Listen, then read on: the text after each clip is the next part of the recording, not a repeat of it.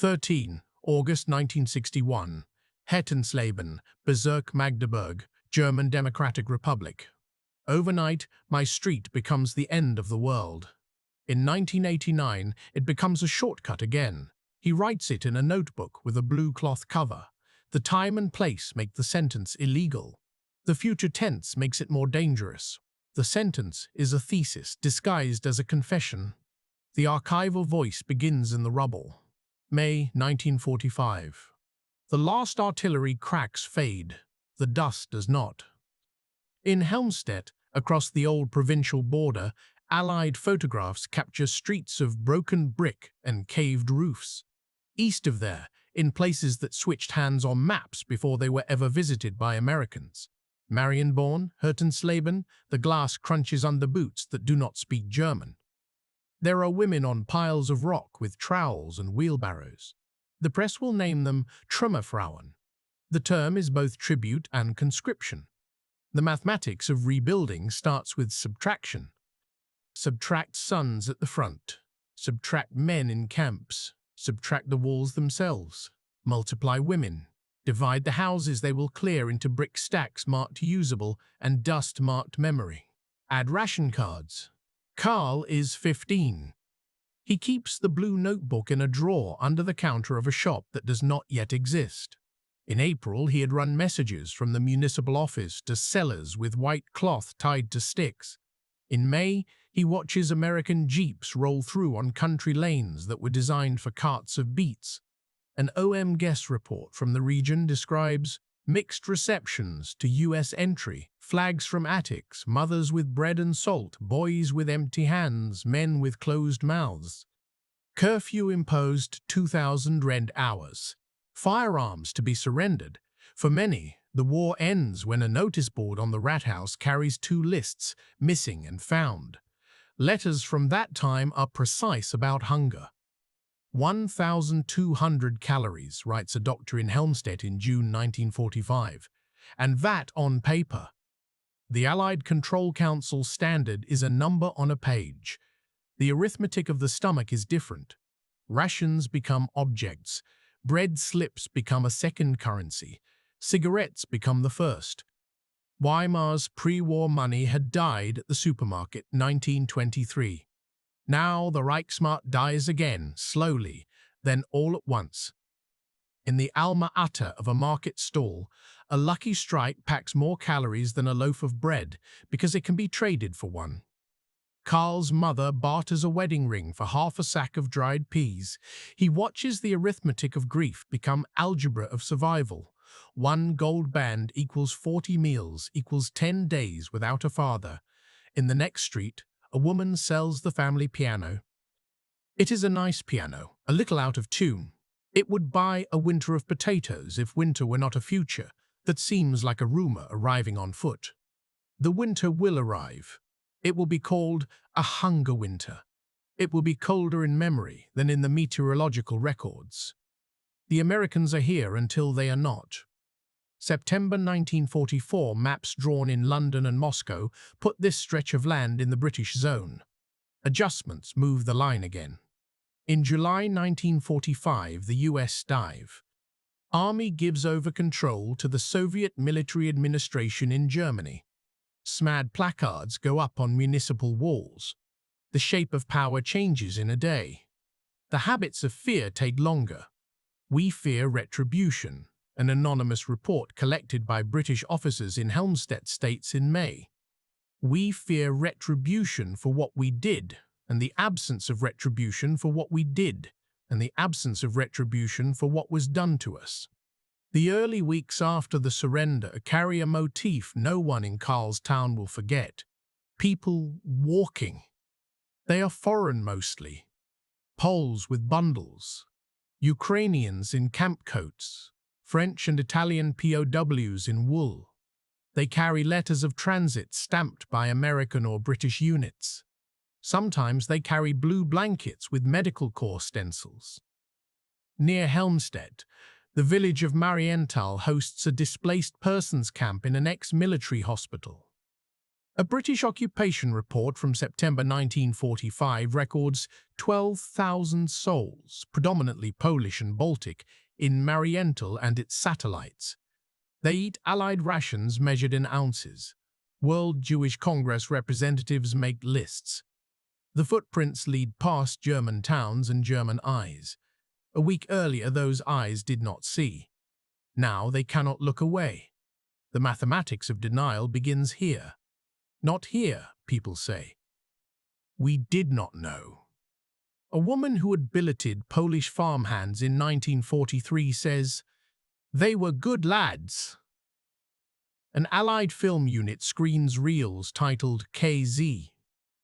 The cardboard placards at the Rathaus announce compulsory attendance to a showing of Bergen-Belsen. People file in, silently. The projector chatters. The camera lingers on piles of bodies in unnatural positions. In the dark, someone whispers, "What are we to do with this?" The answer is nothing. There is no action. Carl does something into the future. He writes an absence in the notebook. Father, missing since March 45. The note is a line. Then the line becomes a column as similar entries accumulate. He adds, Janina, age 22, Polish. Worked on B's farm 43-45. Came by in May to say she is going home. She kissed mother's cheek. Under that he writes, small, I never asked her last name. Denazification arrives with paper. The Spruchkammer is a room and an institution. It will be thick with statements in 1947. It will be thin with memory in 1952. In the American and British zones, questionnaires ask about every club joined since 1933, every mark donated to the party, every signature on a petition. There are 5 categories. Major offenders, offenders, lesser offenders, followers, exonerated. The categories have numbers attached to them as if they are ration classes. The mathematics of guilt in the American zone, 13 million people fill out forms. Approximately 950,000 cases go to hearings. Around 3,500 people are classified as major offenders. The majority become Mitläufer, followers, and receive fines or penances measured in hours of rubble clearing or years of career delay. A clerk in Wolfenbüttel totals the numbers on a sheet from December 1948. Out of 48,217 cases processed, 26 are major. The paper is filed. The building where it is filed stands around twisted brick and new wood. In the Soviet zone, the method is harder, then softer. Harder in 1945 and 1946, with arrests by the NKVD. Internment in camps set up in former concentration camps. Buchenwald becomes Special Camp Number 2. Sachsenhausen becomes Special Camp Number 7. Softening thereafter, as the need to staff a state is weighed against the desire to punish. The mathematics is familiar. You need engineers to run a power plant regardless of their lapel pins in 1938. The SMAD's Order Number 2. 24 removes Nazis and militarists from office. The state farms need agronomists. The rebuilt ministries require typists. We have more positions than reliable persons, a county commissar in Magdeburg writes in a 1948 report. A former Ortsgruppenleiter becomes a bookkeeper. A former social democrat who survived a concentration camp becomes a police chief with too few men and too much responsibility. The arithmetic of personnel is apolitical in its sums and political in its choices. People redescribe their pasts. Diaries that say we in 1941 say they in 1946. A teacher in Hotensleben writes a confession. I signed to keep my position. I taught the curriculum. I did not teach cruelty. He is demoted. He keeps teaching Latin irregular verbs to classes that have 11-year-olds and 16-year-olds sitting at the same desks because the schoolhouse lost a wing to a bomb. A denazification file in the Bundesarchiv lists Karl M.B. 1930, apprentice in 1944, no party membership. It is a file that interests us because of the initial. It interests no one in 1947 because there are so many files. The Spruchkammer reaches a verdict of exonerated for some. It reaches a verdict of necessary for many. The arithmetic of rooms turns social tension into sums. Expellees arrive from Silesia, East Prussia, the Sudetenland. They arrive in Hürtensleben and Helmstedt with cardboard suitcases and blankets. Some arrive with wagons. A few arrive with cows. Officially, they are Umsiedler in the east, Vertriebene in the west. In the east, between 1945 and 1949, roughly 4.3 million settle in villages and towns already crowded with survivors. In the west, around 8 million. For each one, there is a number attached to a room. The formula is simple. A dwelling of 60 square meters can be divided into 3 rooms of 20 square meters. Each room can and must house a family. A memorandum from the Landrat in Helmstedt in October 1946 lists 42 apartments appropriated for billeting. The script reads like an inventory of grievances to come. Karl's family receives a mother and 2 children from Königsberg. The father has disappeared into the Baltic, or into the Gulag. The word Russia covers geography and biography. The first months are tight and tense. Language divides as much as politics. The Silesian dialect sits like an outsider at a table. Later, the children will trade schoolyard phrases, and the dialect will soften the ear like a regional music. For now, the arithmetic of food, how to divide bread into equal slices, is lesson and law. The black market shifts from plaza to alley. The center of it in this region lies a few kilometers west at Helmstedt, when traffic begins to move again. A British major in a 1946 intelligence summary writes, "A lorry of coal disappears between the mine and the depot. It reappears in 20 kitchens. He notes no names. He understands the system. We could chase it," he writes, "or we could distribute the coal better. The long-term solution is infrastructure. That takes time. The short-term solution is cigarettes." The expression of the time is Zigarettenwehrung. Marlboros and Lucky Strikes come from kits thrown to children from passing trucks by American drivers, and from German workers with access to PXs, and from night trains and stories. Cigarettes pay doctors. Cigarettes hire carpenters. Cigarettes are lent. Debts are collected in smoke. In the winter of 1946-47, the arithmetic of cold changes the city. The temperatures drop below freezing. Coal trains are delayed. The Rhine and Elbe float ice. Germans harvest frozen potatoes in the snow. A photo in an Allied report shows women pulling sledges with wood cut from city parks. The historian calls it the turnip winter. The shopkeeper calls it when our fingers cracked and bled. The boy with the blue notebook writes, "Soup of peelings, 13 January. Soup of peelings, 14 January. Soup of peelings, 15 January. On the 17th, he writes, "Marienborn DP camp sent a doctor to our neighbor. She is too thin to stand." Relief arrives in March with weather and in May with policy. The import boxes from the United States appear in West German warehouses, package markings that say Sea Air, that say CARP, after 1948. The Marshall Plan is a policy in a newspaper for Karl because it does not come to his street. In 1947, the U.S. Secretary of State gives a speech at Harvard. In 1948, 2 Germanys peel off in their statistical curves. The West adopts the D mark on 20 June 1948. The East adopts a new mark 3 days later. The same week, prices stop and start. Windows fill with goods in the West. Lines continue in the East.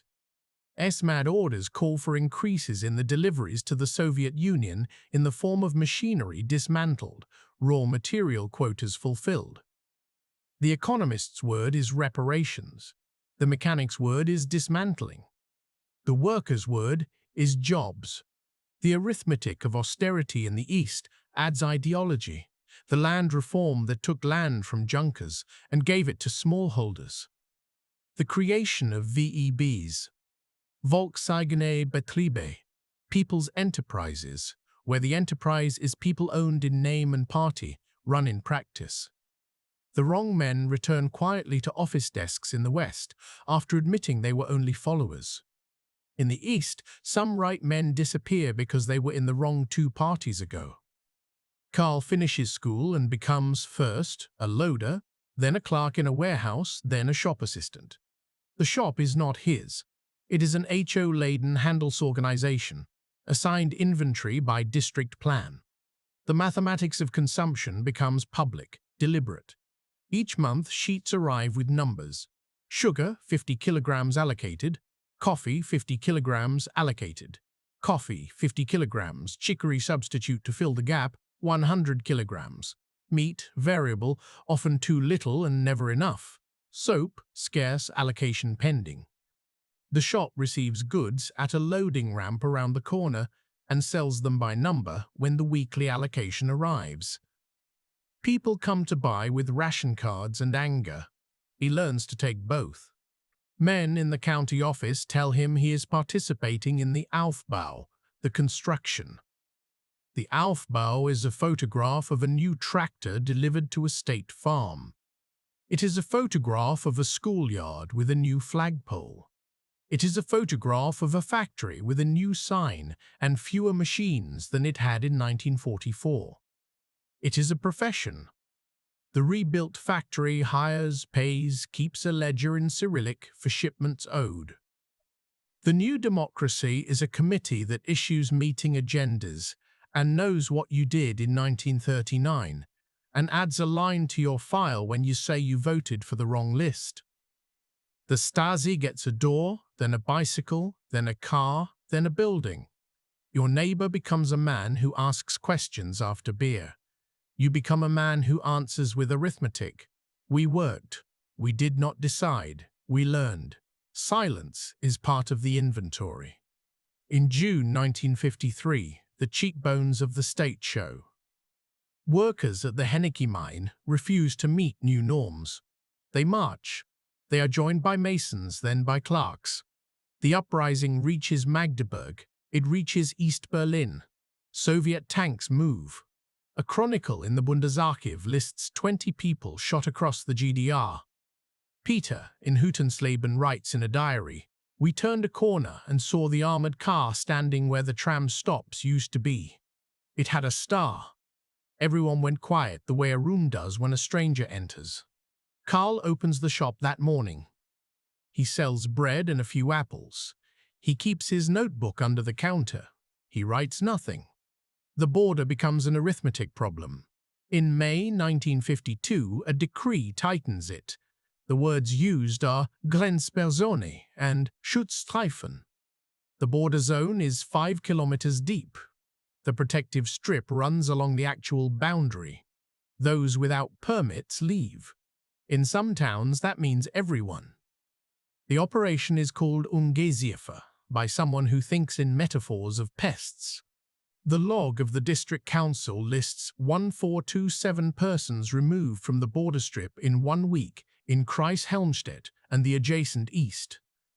They are resettled inland, often without being told where in advance. The street plan of the inner German border begins to matter again. The mathematics is brutal. The closer to the west, the less sustainable a life of grey market trade, the greater the temptation to cross. Karl lives on a street that runs parallel to the border, 120 meters from the line that on older maps is a river demarcation. But here is a ditch and then a line of posts. West of his house is Schöningen, a town where the economy runs differently. People from Hütensleben used to ride bicycles there for a market on Saturdays before the war. After 1952, they do not. Those who try are caught by men in uniforms without insignia. After 1952, they climb at night.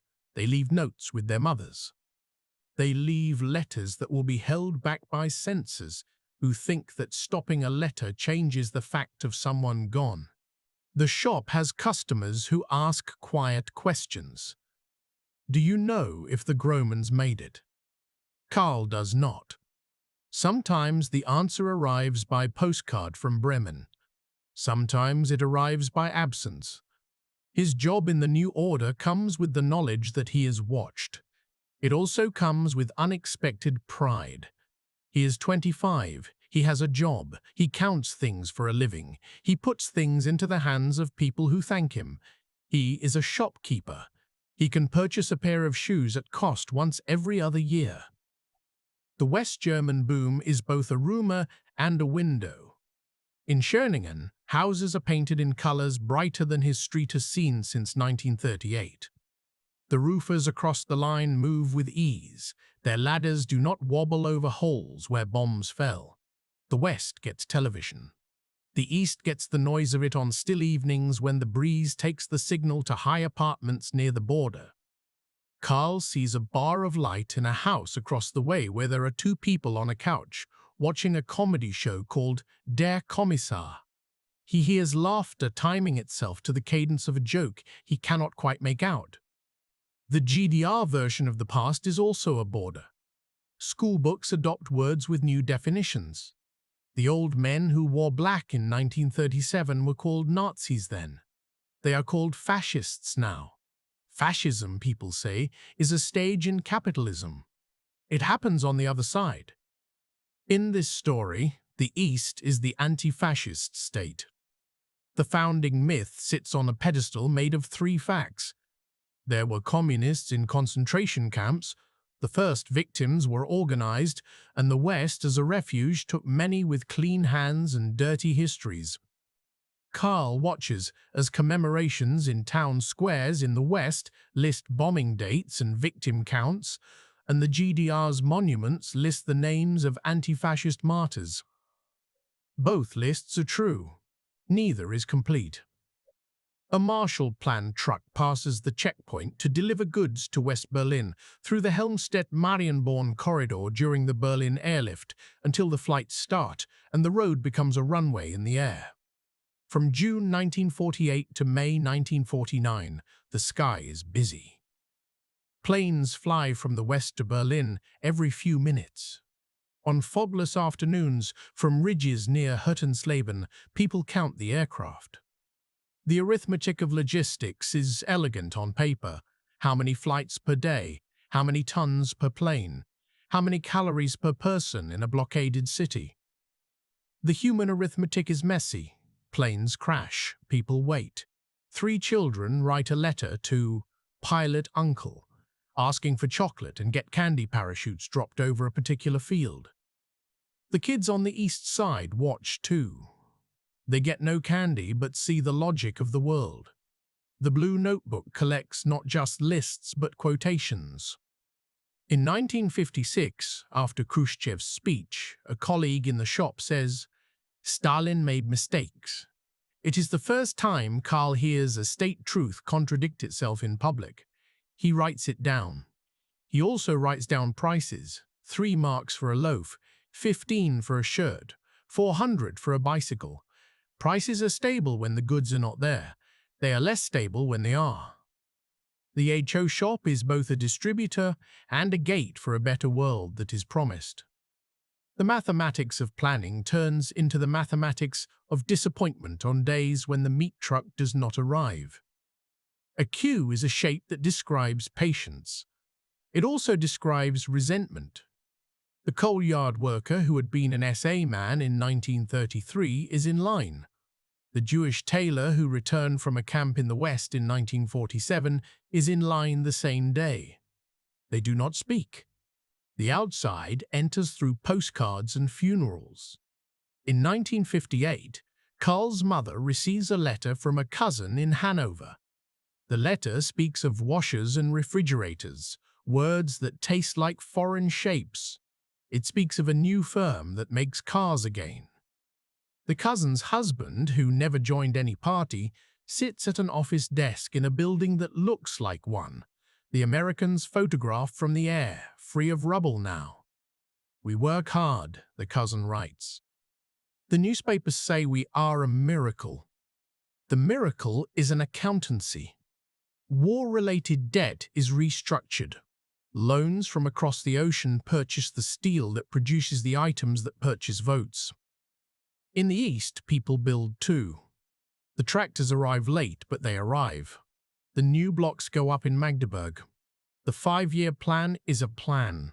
The shelves are sometimes empty, and the slogans are always full. On 12 August 1961, Carl locks his shop at 20 OWWWW. He does not know that the second half of his sentence will begin in 9 hours. That night, in Berlin, men take rolls of barbed wire and begin to build a wall. In places like Hurtensleben, the border tightens like a wound that has never closed, and today finds new stitches. In some spots, they begin laying concrete the same day. In others, they string wire and hammer stakes and arrive with trucks that dump sand. By afternoon, there is a line where there was a path.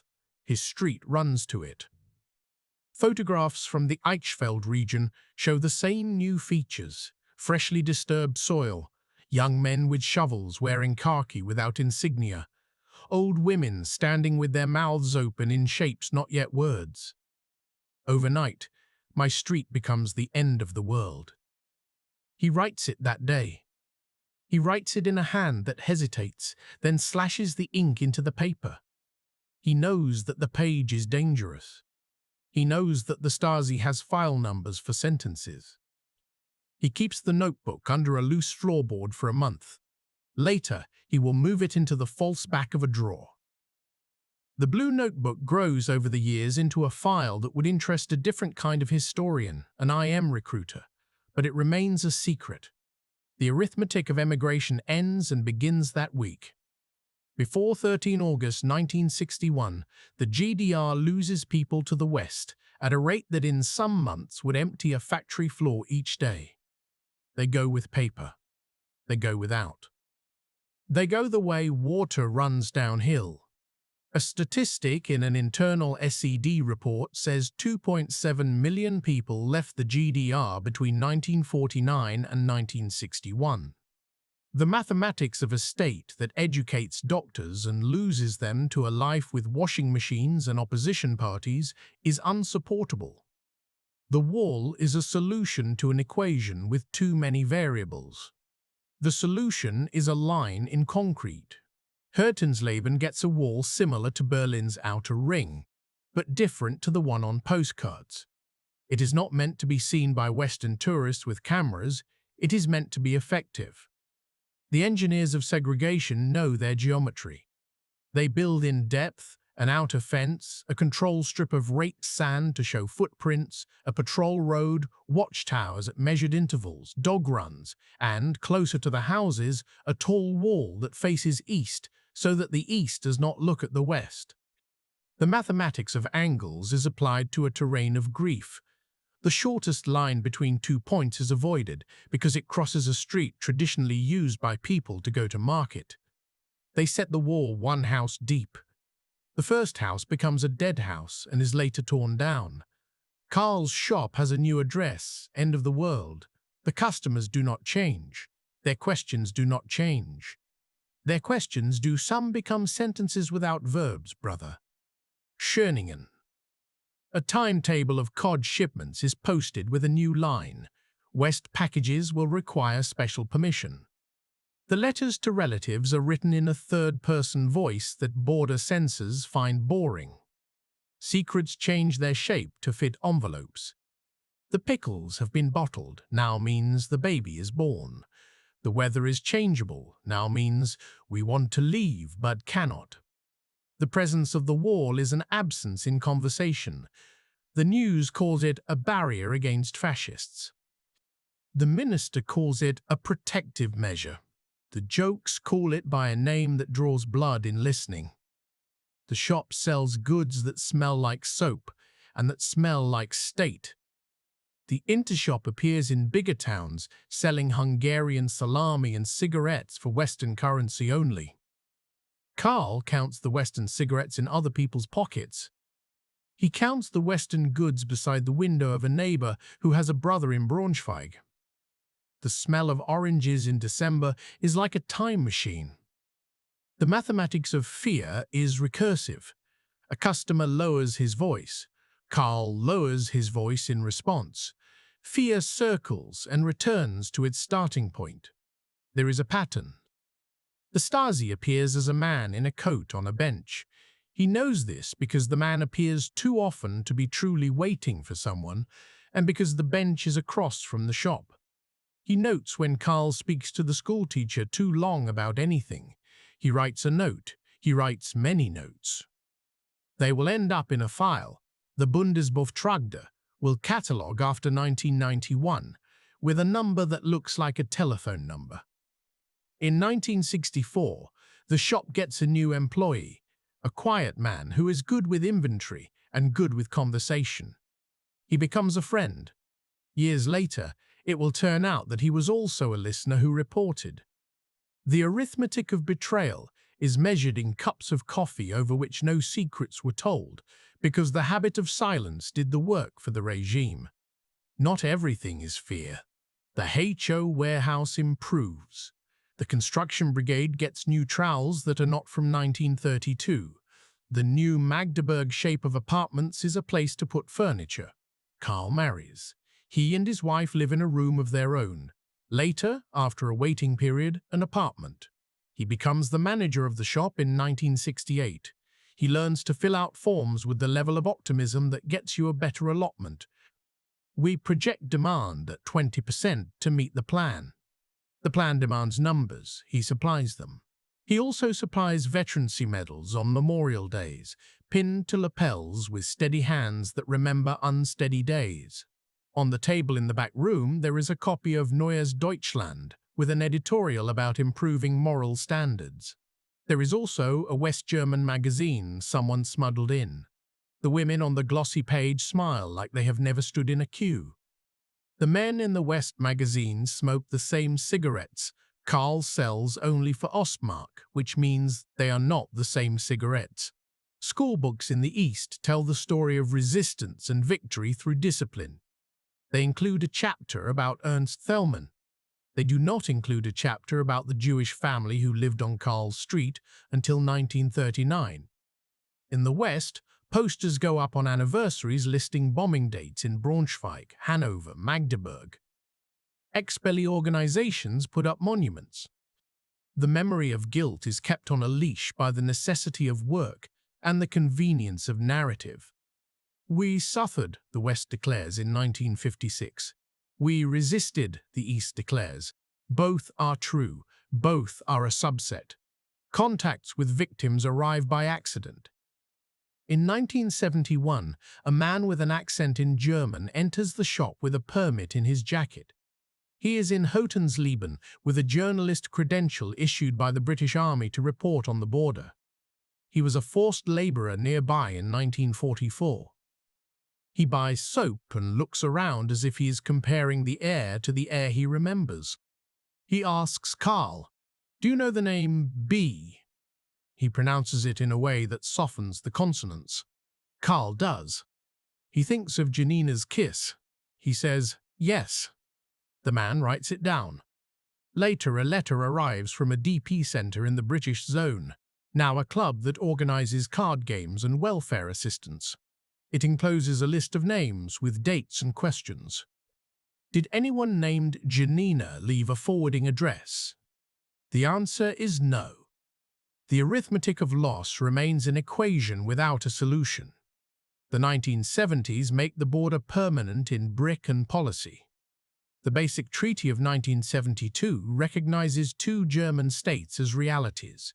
Practical commerce begins to move through the Helmstedt-Marienborn crossing with a rhythm that makes an economic corridor out of a political wound.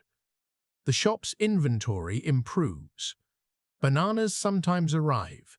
Women crowd in when the rumor hits. Posters announce 5-year plan successes with numbers that are precise. 5% increase in consumer goods. The numbers are not lies, they are simply parts of a larger denominator that includes what the West wants and what the East can make. The arithmetic of a planned economy always has a remainder, demand not met. Carl's son studies electronics. He likes waveforms, oscilloscopes, solder. He watches West television on a weekend in Braunschweig, where a cousin visits. He returns with words new to Carl's ear. The Berlin Wall will not stand forever, he says, because he feels 19 and immortal. Carl remembers the notebook's first sentence. He says nothing. He is tired in the way a long-distance runner is tired before the finish line appears. In 1983, the shop participates in a campaign to improve service. There is a manual. It has phrases like, "Always greet the customer with a smile," and "Offer alternatives when a particular good is not available." The manual includes a chart that subtracts complaints from commendations and calls the result an index. Carl fills it out in pencil. He is a democratic socialist in practice. He wants his neighbors to have good things. He is also an accountant for a system that turns desire into paper. He has learned the mathematics of paperwork most intimately.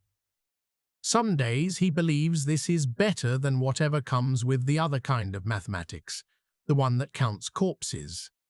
Most days he believes two contradictory things and calls it life. The late 1980s bring a different arithmetic. Debt figures, trade deficits, glasnost in Moscow, Gorbachev in photographs with Hoffmann-La Roche in his eyebrows and honesty in his tone. In Leipzig, Monday evening prayers turn into marches. In Magdeburg, there are gatherings, timid at first, then full. The slogans are precise like ration numbers, "Wir sind das Volk." He does not go at first. His son goes. He brings back a poster. The poster does not include blood. Carl notes that too. The fear is still a bench across from the shop, but the man on it looks uncertain. He wears a different hat. The customers speak with verbs again. November 1989. A rumor runs faster than stockings. People say, "The border is open." It is a sentence like a blonde child, improbable, incandescent, shouted by many. In Berlin, a series of misread sentences in a press conference turned into a cascade of joy. The next day, in Hotensleben and around, county officials who have learned the mathematics of the moment and the taste of the crowd open fences to avoid being opened by force. The first openings use heavy tools. The second openings use scissors. The third openings use fingers. There are photographs. A man in a cap swings a sledgehammer at a concrete segment and laughs with tears in the corners of his eyes. A woman with a perm hugs a border guard who cannot stop smiling. A child holds a banana like a baton. Within days, the asphalt is cut to build a ramp for cars to cross. West German police stand on one side, East German police on the other. They do not arrest anyone. They shake the hands they can reach. Carl stands by his shop door and watches cars roll where patrols used to march. He hears a sound he has not heard since he was a boy, West car engines on his street, carburetors and valves on parade. In the first weeks, the arithmetic is insane. The HO shop sells out of everything because West money buys much more in East stores than East money buys in West stores. The exchange rates are an algebra problem. No one in the queues has time or inclination to solve. Gifts arrive. Goods are given. The street is a market again. Carl watches his sentence pull itself into shape. In 1989, it becomes a shortcut again. People from Schöningen park outside his shop because the road to the west is backed up for kilometers, and someone remembers that his street leads to a smaller crossing. He watches his life's geography collapse into a line of cars, exhaust, and laughter. The research voice steps back to count. The mathematics of guilt in the Federal Republic in the 1950s did not add up to punishment. It added up to administration. In the East, it added up to substitution. The wrong classes disappeared so the right class could rise. The mathematics of rooms after 1945 did not add up to privacy. It added up to survival. The mathematics of food in 1946 did not add up to satiety. It added up to endurance. The mathematics of silence after 1945 did not add up to consent. It added up to complicity. And yet the mathematics of life after 1945 added up to life. That was the fact the newspapers and slogans shared, and the Blue Notebook understood. After 1990, the files open. People go to the Gork Authority to read their names. The neighbor who had been the listener appears in ink. His reports are on file with dates. He wrote nothing that sent anyone to prison. He wrote everything that sympathies will permit. The arithmetic of forgiveness does not map onto the geometry of friendship. They shake hands in the street one more time. They do not embrace. The shop becomes a supermarket with aisles. The cashier says, "Have a,"